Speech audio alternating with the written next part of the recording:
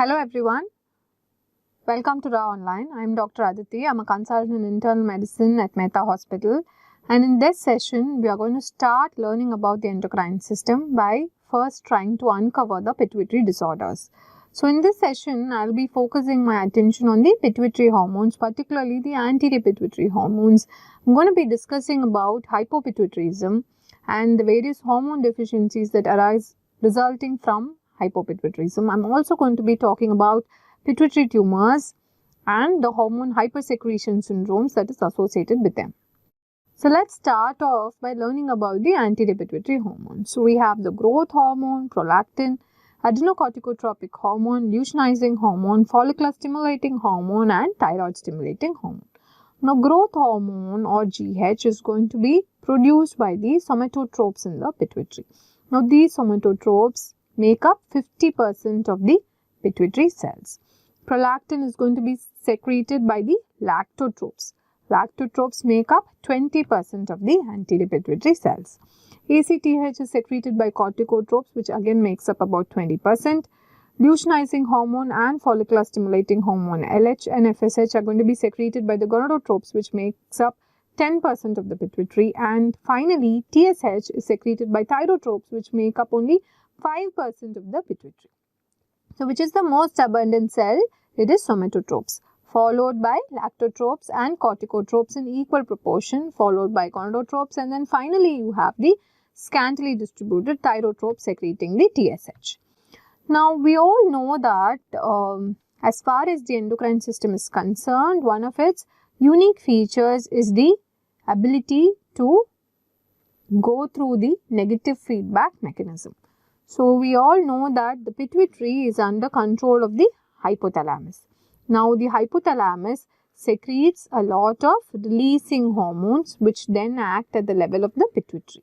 From the pituitary, all these trophic hormones that we just listed out are going to be secreted, and they are all going to act on different endocrines. For instance, the TSH is going to act on the thyroid, the FSH and LH is going to act on the gonads, the ACTH is going to act on the adrenal gland, and so on and so forth. So now there are 5 different hormones that I am going to discuss about: GH, growth hormone, prolactin, ACTH, FSH, LH. I have clubbed them together, and finally TSH. So totally there are 6 hormones which are secreted by the anterior pituitary. I have grouped the gonadotropins together. So growth hormone, what is the major action of the growth hormone? As the name itself suggests, it helps in growth. So it helps in anabolic activities, protein synthesis, and hence there is going to be impaired glucose tolerance and lipolysis. So this hormone is responsible for protein synthesis, lipolysis and impaired glucose tolerance, primarily because it antagonizes the action of insulin. So the actions of growth hormone are essentially going to be opposite to that of insulin. Now what about prolactin? Prolactin is a hormone which is crucial in lactation. In addition, this also suppresses GnRH, which is often why hypogonadotropic hypogonadism can also be the presenting feature of hyperprolactinemia. So remember, this hormone not only aids lactation but also suppresses GnRH. When we look at ACTH, its major function is focused adrenal steroid genesis. For the gonadotropins, both FSH and LH, they act at various levels. When we take FSH for the females, it's going to help in follicle maturation and estrogen synthesis. For the males, it's going to play an important role in seminiferous tubule development and spermatogenesis. When we take LH for the females, it plays an important role both in ovulation as well as in maintenance of the corpus luteum, whereas in the males, it plays an important role in Leydig cell development. Now, when we look at TSH, again like ACTH, it has a very focused singular function in that it is going to help in synthesis and release of the thyroid hormone. So, most of them, apart growth hormone, most of them have a very distinct function. Growth hormone is going to help in growth. It's just that it antagonizes the actions of insulin. So, it's good to keep that in mind because it will help us to easily understand how the growth hormone works and why the different tests which are designed to either pick up growth hormone excess or deficiency work in that manner. Similarly, prolactin's main role is with lactation, but it suppresses GnRH.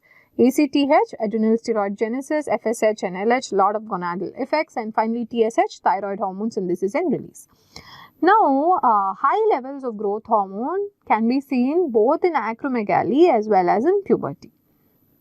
So, acromegaly is a condition characterized by excess of growth hormone. We will discuss about it in the same session a little ways down the line.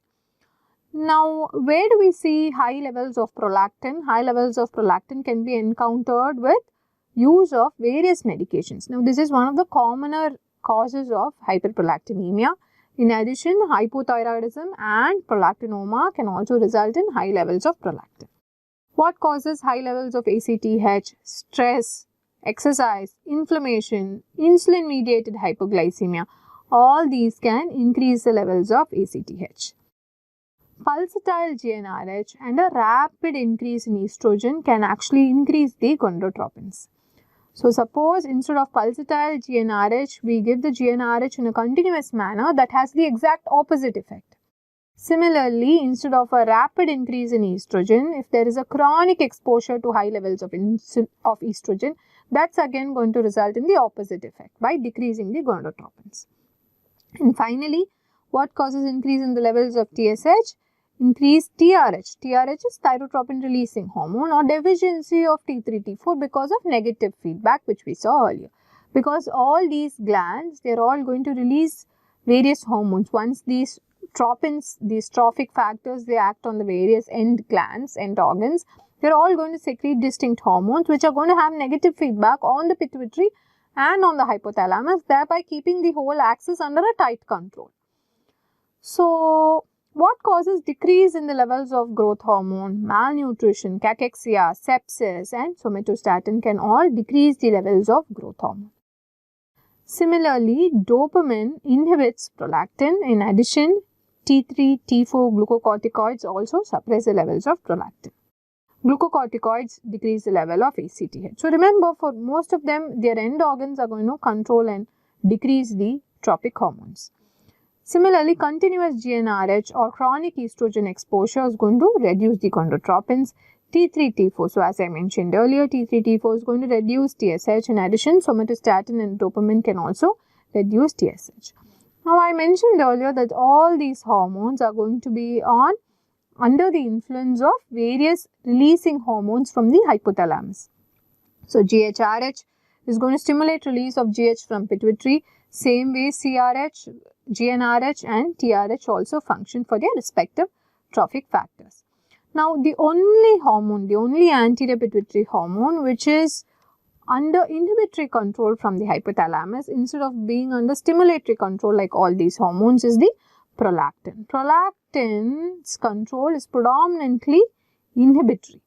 So, hypothalamus secretes dopamine which inhibits prolactin. For all other hormones, hypothalamus exerts a stimulatory effect through these releasing factors, whereas for prolactin alone, it is under the inhibitory control of hypothalamus. So, it's very important that we keep this in mind. So, we learn about hypopituitarism first.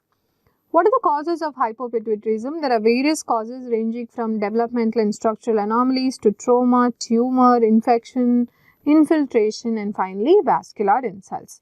Let's start off with developmental and structural anomalies. Now, both pituitary dysfunction, secondary to pituitary dysplasia or pituitary aplasia or acquired pituitary damage from either birth asphyxia or cranial hemorrhage can all result in hypopituitarism.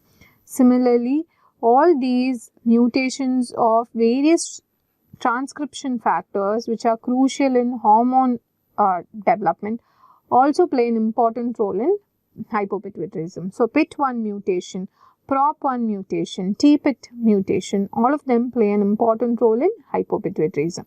TPIT mutation causes ACTH deficiency, PIT1 mutation causes growth hormone, FSH, LH and TSH deficiency. PROP1 and PIT1 have similar features. Now, as I mentioned, hypopituitarism can result from structural anomalies or developmental anomalies not only to the pituitary but also to the hypothalamus. So, hypothalamic dysfunction either in the form of Kallmann syndrome or Prader-Willi or Bardet-Biedl syndrome or leptin or its receptor mutations can all be associated with hypopituitarism, and most of these patients are also going to be obese. So, typically they would present with obesity and hypogonadotropic hypogonadism, as it's one of the most common presenting features of hypopituitarism. Now, let's look at the other causes of hypopituitarism. So, when we look at trauma, primarily either injury, radiation or surgery can cause hypopituitarism. Tumors, various tumors like pituitary adenoma more commonly, and other paracellular and sellar masses can also cause hypopituitarism. Infections like histoplasmosis, toxoplasmosis, tuberculosis can all cause hypopituitarism. Infiltrative disorders like sarcoidosis, hemochromatosis, lymphocytic hypophysitis can all cause hypopituitarism. And finally, vascular insults, particularly pituitary apoplexy, which is commonly seen with arthritis or sickle cell disease or with Sheehan syndrome or in patients with long-standing diabetic hypertensives, can all cause hypopituitarism.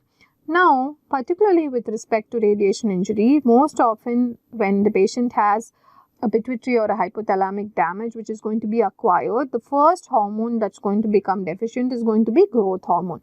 That's going to be followed by the gonadotropins, which is going to be followed by the ACTH. So, this is the order in which the hormones are affected. So, the first hormone that is generally going to become deficient initially is going to be the growth hormone in any acquired insult to the pituitary or to the hypothalamus. And in radiation injuries, hypothalamus is more susceptible to injury than pituitary. Similarly, pituitary apoplexy, what I said here, an intrapituitary hemorrhage, that's what it means. This is an endocrine emergency with patients presenting with sudden onset hypoglycemia, hypotension and collapse. They need to be dealt with immediately with resuscitation, fluids and IV glucocorticoids. Now, what are the manifestations of hypopituitarism? So, manifestations are going to be basically determined based on the hormones that are going to be deficient. So, in adults, growth hormone deficiency can result in an abnormal body composition. So, these patients are going to have decreased lean body mass and increased fat mass with an increased waist-hip ratio. Similarly, gonadotropin deficiency is going to result in loss of secondary sexual characteristics, infertility and menstrual abnormalities in females. TSH deficiency, the patients are going to present with secondary hypothyroidism, where patients are going to be hypothyroid, but when we check the T3, T4, they are going to be low, but the TSH, which is usually high in primary thyroidism, in primary hypothyroidism, is not the case here. So, here the TSH is either going to be normal or low, with an inappropriately normal TSH being the more common finding in secondary hypothyroidism. So, T3, T4 is low, but you find that the TSH appears inappropriately normal. For a low T3, T4, if the pituitary was intact, you would expect TSH to be high. That kind of a response is not noted. That's how you know there is secondary hypothyroidism. Then ACTH deficiency results in secondary hypocortisolism. Usually in patients with secondary hypocortisolism, the mineralocorticoid axis is going to be relatively spared. And finally, prolactin deficiency is going to result in lactation failure. So, these are all the different manifestations of hypopituitarism. In addition, whenever there is involvement of the posterior pituitary, that's going to result in vasopressin deficiency with the patients presenting with features of diabetes insipidus, which calls for a session on its own. So, that's reserved for a separate discussion later. Now, how do we evaluate these patients with suspected hypopituitarism? So, as I said, these patients may either present with features of a secondary hypothyroidism or with features of a secondary hypocortisolism. So, in such instances, the FT4, the free T4, T3 will be low with an inappropriately normal TSH, which should prompt you to evaluate the other pituitary hormones as well, because an isolated secondary hypothyroidism is very rare. Usually, it occurs as a part of hypopituitarism, panhypopituitarism. So, low testosterone with no elevation of FSH-LH. So, similarly, just like how I described the thyroid axis, even for the gonadotropins, when the testosterone is going to be low, let's say you're evaluating somebody for lack of secondary sexual characteristics or recent decrease in libido, you find the testosterone low and you do a FSH-LH.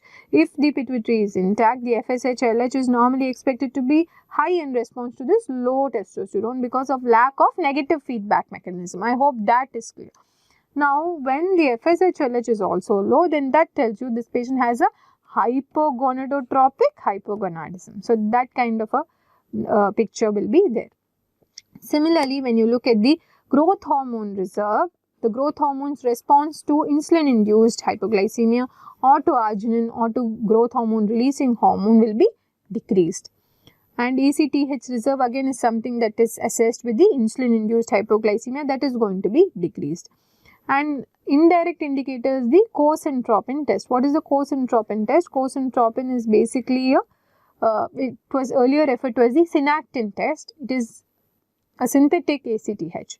So, basically in a patient with hypocortisolism, you are going to give synthetic ACTH and you are going to see if there is a response from the adrenal. So, if there is an increase in the cortisols, that tells you your adrenal is intact and therefore you are looking at a secondary hypocortisolism.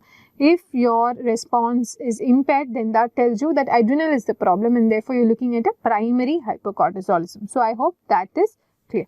So, whenever you do a cosentropin test, you administer ACTH and you assess cortisol.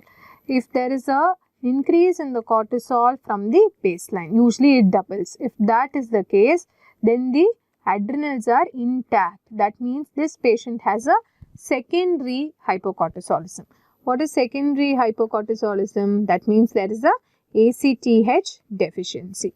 Now, the same patient following synthetic ACTH administration, cortisol is still low. That means you are looking at a primary hypocortisolism. The problem is in the adrenals and not in the pituitary. So, let us try to understand what are the tests we do to establish a diagnosis of a hormone insufficiency. So, generally in endocrinology, what happens is to confirm a diagnosis or to rather document a diagnosis of a hormone insufficiency, we do a stimulatory test. Similarly, to establish a diagnosis of a hormone excess, you do a suppression test. So, here we are talking about hypopituitarism, right? So, we will have to demonstrate hormone deficiency. So, all our tests are going to be targeted at stimulating these anterior pituitary hormones. So, we have 3 tests which will cover all the 6 hormones. What are they? One is the insulin tolerance test. We are going to be giving insulin IV. Wait till the glucose falls below 40 mg per deciliter and then we are going to check for 2 hormones. One is the growth hormone and the other is the cortisol. So, because we are looking at the ACTH reserve. So, if the growth hormone level is going to be less than 3 microgram per liter, even when the glucose is less than 40 mg per deciliter, that means there is the growth hormone reserve is low. Similarly, if the cortisol is going to be less than 20 mg per deciliter or it increases but by less than 7 mg per deciliter, then again the ACTH reserve is low. The second test is TRH stimulation test, where we are going to give the patient TRH and we are going to assess 2 hormones. So, here we are looking at prolactin and TSH.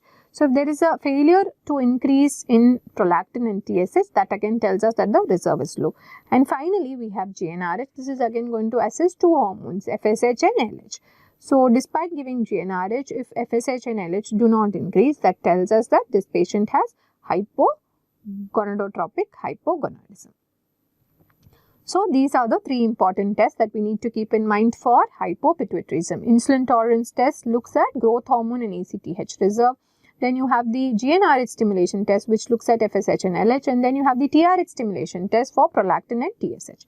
Now, how do you manage these patients? Managing these patients is essentially with hormone replacement. There is hormone deficiency, so you will have to replace the deficient hormones, most important of which is the glucocorticoid. So, you will have to give the patient a glucocorticoid with a good mineralocorticoid activity as well. So, for that hydrocortisone works better than prednisolone. Then you will have to give the patient thyroid replacement. Both males and females have to be prescribed testosterone or estrogens respectively, and for adults with established features of growth hormone deficiency, somatotropin would be helpful, and patients with diabetes insipidus, desmopressin is what is going to help. We will talk about this diabetes insipidus separately in a separate session. So having understood a little bit about hypopituitarism, let's just focus on the different hormone deficiencies before we move to discuss about pituitary tumors. Now, growth hormone deficiency, how does this present in adults? This usually occurs secondary to an acquired damage to either the hypothalamus or the pituitary. So as I said, in such instances, the first hormone to get affected is going to be the growth hormone. That will be followed by the gonadotropins, that is going to be followed by TSH, and finally you have the ACTH. So this is what happens. So, GGTA, this is how I remember: growth hormone, gonadotropins, TSH and ACTH. So, what are the clinical features of growth hormone deficiency? As I said, they will have an increased fat mass, reduced lean body mass, therefore, the waist-hip ratio will be increased. These patients are prone to higher atherosclerotic cardiovascular disease risk. This is primarily because there is a higher risk of hypertension, hyperlipidemia, left ventricular dysfunction and lower fibrinolysis. So, all these create a atherogenic high risk for atherosclerotic cardiovascular disease. These patients are also going to have reduced bone mass, and hence this is going to explain the increase in the fracture rates in these patients. Because of decreased drive and decreased concentration, often these patients are going to be isolated socially. So, how do we diagnose these patients? So, as I said, insulin tolerance test is what we do. So, we give insulin and wait till the glucose drops to 40. We look at the growth hormone. If growth hormone is still going to be less than 3, then that tells us that this patient has growth hormone deficiency. Other tests other than insulin tolerance tests are GHRH stimulation test, arginine stimulation test. But the test that is used to confirm growth hormone deficiency in adults is the insulin tolerance test. Now, how do we manage patients with growth hormone deficiency? So, first and foremost, this is how a typical patient presents with, right? So, you have a patient with a history of a pituitary pathology. It could be history of head irradiation in the past, or it could be history of a head injury or a head and neck surgery in the past. And then you find that these patients come with a sudden onset of increased waist-hip ratio, LV dysfunction, recent onset hypertension, and when you evaluate, you find that the growth hormone post-insulin tolerance test is less than 3 microgram per liter. So, when that is the case, then you know that you are dealing with adult growth hormone deficiency. So, you need to replace the growth hormone. So, the first and foremost thing to do is to exclude contraindications for growth hormone. What are the contraindications for growth hormone treatment? Raised intracranial pressure, uncontrolled diabetes mellitus. So, as I told you, growth hormone actions are exactly opposite to that of insulin. So, in a diabetic with poor glycemic control, giving them growth hormone would be too dangerous. Patients with retinopathy or active neoplasm, these are the contraindications. So, once you ruled out these contraindications, you will start treatment with growth hormone. Growth hormone is given at 0.1 to 0.3 milligram per day. Then what happens? How do you assess response? Response is assessed with insulin-like growth factor levels after a month. So, we will target mid-normal insulin-like growth factor levels, and you will titrate the growth hormone dose accordingly. Suppose mid-normal IGF-1 levels are not reached, then you will keep increasing the dose up to 1.25 milligram per day. And after 6 months, you will check for response. Suppose if there is a good IGF-1 response, you will continue treatment, continue monitoring the IGF-1 levels. If there is no response, you will stop the treatment. So, this is how the approach to management of growth hormone deficiency works. So, what is the response? Response you are looking at is not only the IGF-1 levels, but also response clinically with respect to the patient should have lost the fat, should have become leaner, the lean body mass should increase, fat body mass should fall, the HDL should increase. All this should happen. If it happens, that means your growth hormone is working and you are on the right track. If it doesn't happen, we will have to discontinue the growth hormone. So, this is how it is done. So, the cornerstone in management of growth hormone deficiency in adults is going to be replacement with growth hormone while you monitor the IGF-1 levels. IGF-1 is the mediator through which growth hormone exerts all of its action. So, IGF-1 has two major roles when it comes to growth hormone disorders. When you look at growth hormone deficiency, the role of IGF-1 is in assessing the adequacy of treatment. when you look at growth hormone excess, the role of IGF-1 comes in screening for these patients. So, it's going to be a screening test. So, what are the adverse effects of growth hormone replacement? Fluid retention, carpal tunnel syndrome, joint pains, paresthesias, myalgia, insulin resistance, all these are important adverse effects which we need to keep in mind. Then let's learn about ACTH deficiency. Now, secondary adrenal insufficiency, the most common cause which results in pituitary ACTH deficiency is going to be iatrogenic hypothalamo-pituitary adrenal axis suppression secondary to glucocorticoid intake. Prolonged glucocorticoid intake followed by inappropriate glucocorticoid withdrawal is going to result in manifestations of secondary adrenal insufficiency. So, how do you differentiate this from primary adrenal insufficiency where the adrenal is at fault?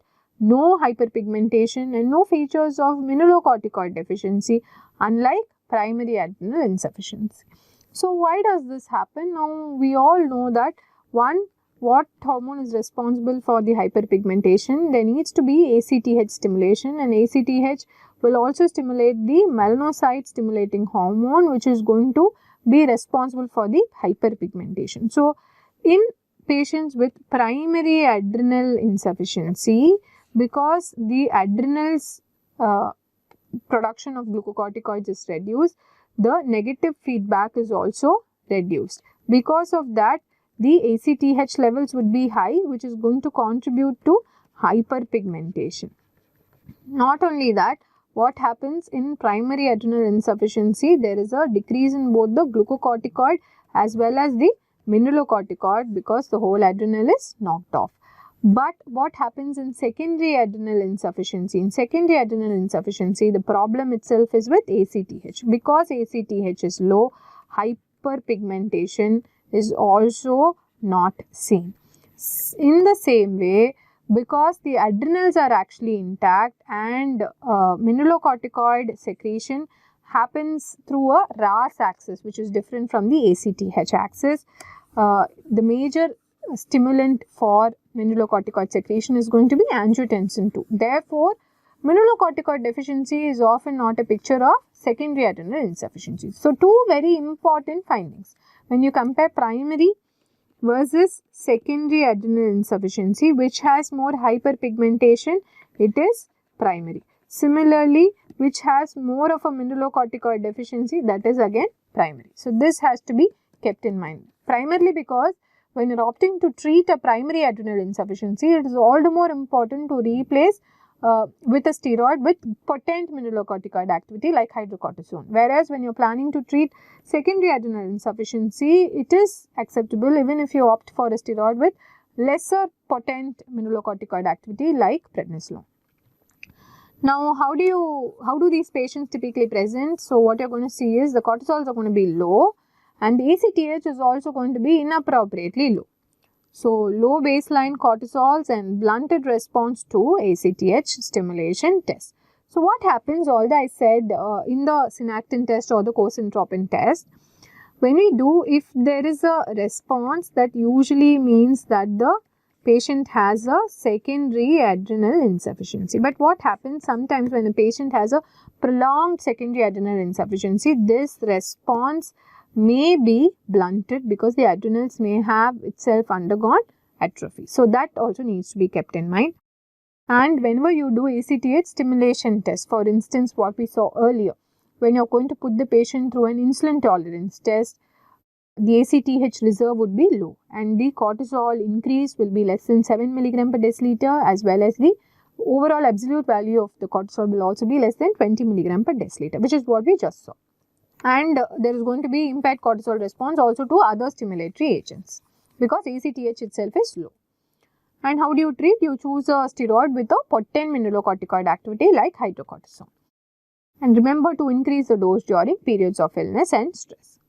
Moving on to gonadotropin deficiency. Now, this is a most common presenting feature of adult hypopituitarism. And as I already mentioned, remember that this is also a common feature of hyperprolactinemia. Now, prolactin suppresses GnRH. Therefore, both hyperprolactinemia and hypopituitarism both can cause hypogonadotropic hypogonadism. Now, isolated hypogonadotropic hypogonadism, because often it's a part of hypopituitarism, isolated hypogonadotropic hypogonadism, whenever you see that, either think of inherited syndromes like Kallmann syndrome or GnRH mutation, GnRH receptor mutations, or transcription factor mutations like DAX1 or Kispeptin.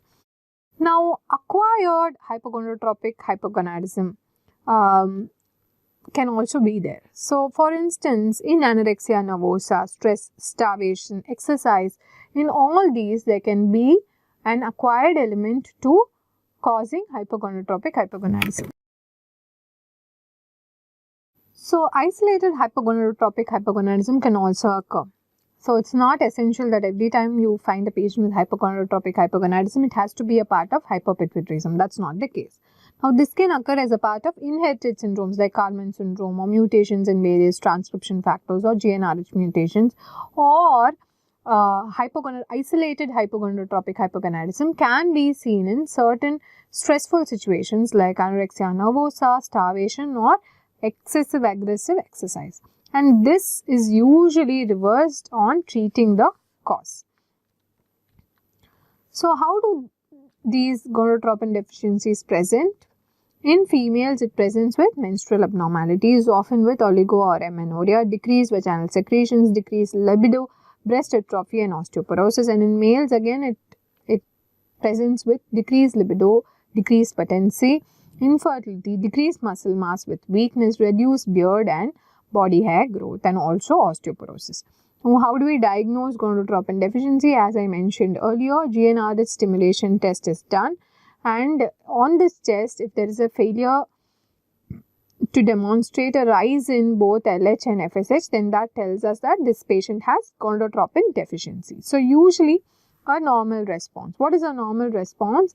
The luteinizing hormone should increase by 10 units and the FSH should increase by 2 units. This is normal response. So, if a normal response to GnRH stimulation test is noted, we can rule out a pituitary problem.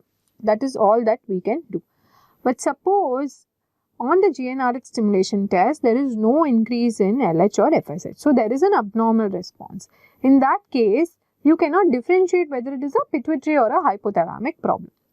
So, a normal response tells you that pituitary is intact, but an absent response is not very helpful in discriminating whether the pituitary or the hypothalamus is at fault. But it does confirm gonadotropin deficiency.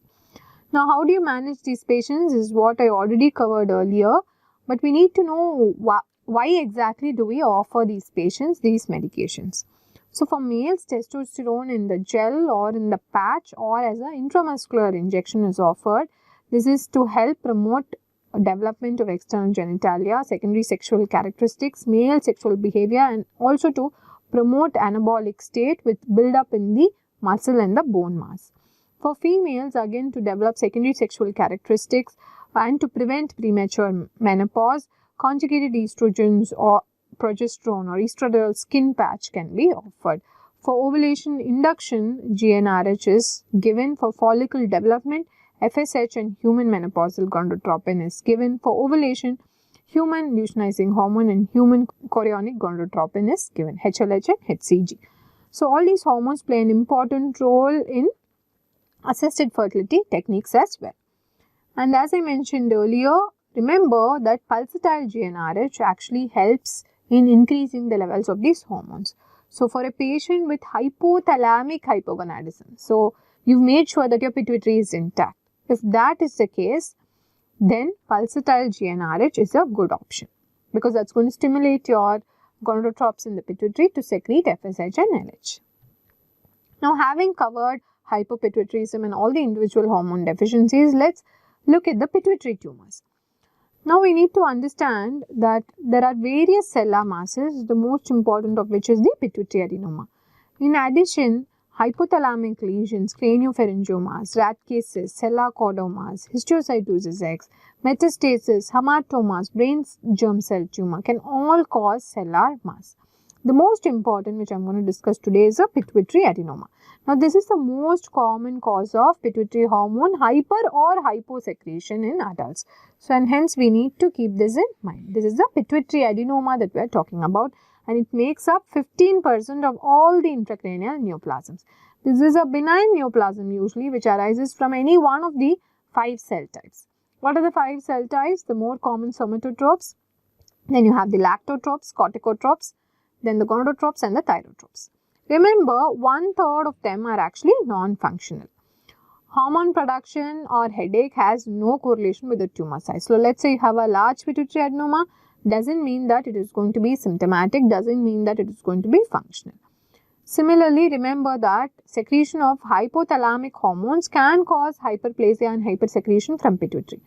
So, every pituitary hyperplasia, if you have a hormone hypersecretion and a pituitary tumor, do not jump to the conclusion that it is a pituitary problem. It could also be that the culprit is in the hypothalamus. And the pituitary adenoma is often a part of various syndromes like MEN1, Carney syndrome, McCune-Albright syndrome and familial acromegaly. So, how do these cellular masses extend? So, it is very important because only by understanding the anatomy of the cellular would we understand the various manifestations of these cellular masses. Now, the dorsal diaphragm, this offers least resistance. That is probably why most of these adenomas extend in a supracellular manner. So, what is just here, just above the cella? That is the optic chiasm. So, one of the easiest things to do when you are assessing mass effect of a pituitary tumor is to look for visual fields, because chiasmal compression will reflect as visual field deficits. So, when there is supracellular extension, there could be visual field deficit secondary to chiasmal compression, vision loss from optic nerve invasion and CSF obstruction causing headaches. Now, stalk compression. So, as the tumor extends in a supracellular fashion, not only there is optic chiasmal compression, there is also stalk compression. It is through this crucial stalk that the hypothalamo-hypophyseal portal system functions. So, all the hypothalamic releasing factors are carried to the pituitary through this stalk. So, what happens in stalk compression? There is going to be an interruption of all these hormones. That is going to result in decrease in all the pituitary hormones except prolactin. So, whenever you find all the pituitary hormones suppressed except prolactin, think about stalk effect, because prolactin is the only hormone under inhibitory control of hypothalamus. So, suppose you knock off the hypothalamus control. Now, all the hormones in the pituitary are dependent on these releasing hormones from the hypothalamus. So, all these hormones will come down. Growth hormone, FSH, LH, ACTH, TSH. The only hormone which is going to be happy because of this is going to be prolactin, because prolactin is under inhibitory control. So, this inhibition is knocked off, therefore, prolactin increases. This is the stalk effect. Now, lateral extension, sometimes these masses may extend in a lateral manner, that will cause cavernous sinus syndrome, because see, the cavernous sinuses are situated here. Similarly, inferior extension is going to result in invasion of the sphenoid sinus.